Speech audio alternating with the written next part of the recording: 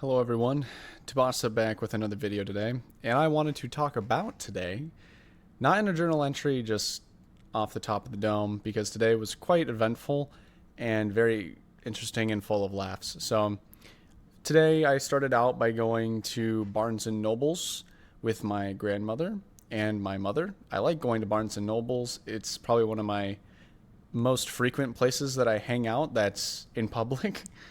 And I was trying to think of a book to get, and there wasn't really a lot of anything that like struck my mind. But then, before I left, I remembered, ah, yes, there is one book that I would like to read because my best friend had said that it's a really good book, and I've seen a Windigoon video on it, and that is Blood Meridian.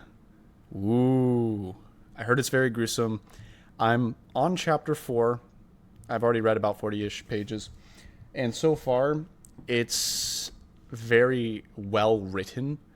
And the way that the dialogue happens is really cool because for me, when I'm thinking and writing my own like stories, I tend to do what McCarthy does. Cormac McCarthy. I guess Cormac, yeah. I tend to write the way he does when it comes to dialogue, where you can tell who's talking by the way the sentences and the dialogue is structured, which I freaking adore and I love because for me it's a little bit of a check that I don't have to write using quotation marks and I don't have to write a particular way to convey my idea. So that really helps me creatively, and I think will help me when I start writing a couple of story ideas that I have in my mind. After that, I then went to go out and eat with a friend, and we went to go eat sushi.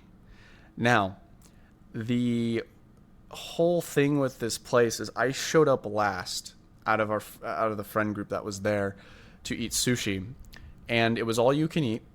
And so I was looking at the menu, and they had an entire list, and you get to tick off the boxes of like which sushi you want. And I was like, ooh, this looks good. I'll have 4 of these, 2 of these, I'll have 1 of these, just kind of get everything that there was on the menu. And then I hand them the menu, and I'm sitting there, everyone's talking, they're eating kind of the first boat that they had of sushi. And there's some really funny jokes that we made during our time. But eventually I'm like, man, this food's kind of taking a little while to get here. And then finally it comes, and it's the first boat. And I'm like, that's weird. There's like multiple of the same one. I guess the other guys got some more stuff similar to what I got. And then a second boat came. And we were super confused. At least I was, because I was like, I only got like 12 sushi. We don't need all this sushi. There's probably like 100. Turns out when I was filling out the menu, when I was ticking, a box of 4, 2, 1, they also packaged them in groups of 6 or 4. Most of them were in 6. So when I said I wanted 4 California rolls, it actually gave me 24. Now, luckily, yeah, this is all you can eat. So there doesn't seem to be a problem, right? Well, I started to freak out a little bit because there was a charge for the food that you didn't eat that they considered waste. And so I was like, oh shit. All 5 of us were like, holy shit, we have to eat all of this sushi. And otherwise we're going to have to pay more, than what we came for. And so we all kind of freaked out for a little while eating the sushi. And we were just like slowly chipping away at it. Eventually, we did ask, I think one of the managers there, we were like, hey, we ordered way too much. We had a misunderstanding when we were ordering. What's going to be, like, what's the charge that we're going to have to pay extra if we were to take, the stuff that we had left? If we were to take that out, how much would that be? And split between us is probably about $5 or $6, which isn't too bad. The base price for all you can eat was quite high, but again, it's all you can eat in the first place, so... Now, luckily, thank God, we got down to about, I think, 36 sushi left, which is still a shit ton. But we kept, picking away at that. And then the manager came over at one point, and we were actually able to, kind of talk it out. And luckily, she made us not worry about having to pay the charge for extra or for the waste, and we were like, holy crap, thank God. Like, we dodged a bullet. I kid you not, we all started like texting people, and we're like, hey, are you in the area? Do you want sushi? Do you want to have some sushi? Because we need to get rid of it. And so it was such a panic, but we got a couple to go boxes. We were originally going to give it to maybe like a homeless guy, because when I was walking from the parking lot to the sushi restaurant, I was like, oh, there's a homeless guy there. Let's, just give the sushi to him or whoever needs it. And when we walked out, he was gone. So that was kind of unfortunate. After that, we went to a couple of the shops. We went to go look at all the cool stuff. I got a couple stickers for my laptop, some Apex ones, surprisingly, as well as some Legend of Zelda ones that I thought were cool.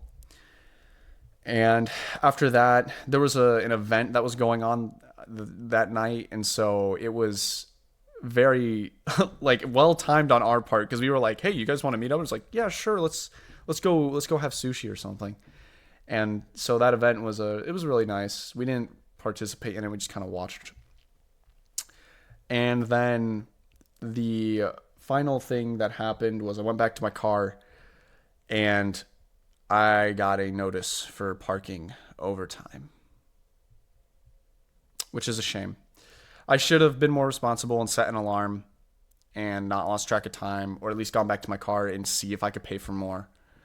My only issue with the way that the parking meter worked is, or like the kiosk, was they were like, yeah, we go from this time to this time. And so I was like, oh, okay, that's fine. Yeah, whatever. And so I clicked over, and when I had clicked to go to another hour, so it ends at 9. So when I had clicked for the hour to go over to 9, it instantly brought me to the paying box. And so I was like, oh, I guess I can't like pay for an hour so I can go till 10 at night. But I was just like, okay, that's weird. Whatever, I'll just, I guess, pay, because if they have a time for it, maybe they don't like pay at night or something. I don't know how parking services work that much. But I get back to my car, and it's a little past 9, and I got that notice, and then I looked at it online to pay for it, and it was, I kid you not, $60. And I said, oh, hell no, I'm not paying that. So I had to go and call the people that work there, go through the whole phone line.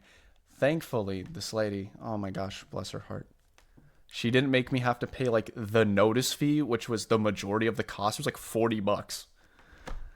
And I brought my total down to like $20. So thank goodness, because it was my first time like parking in that area.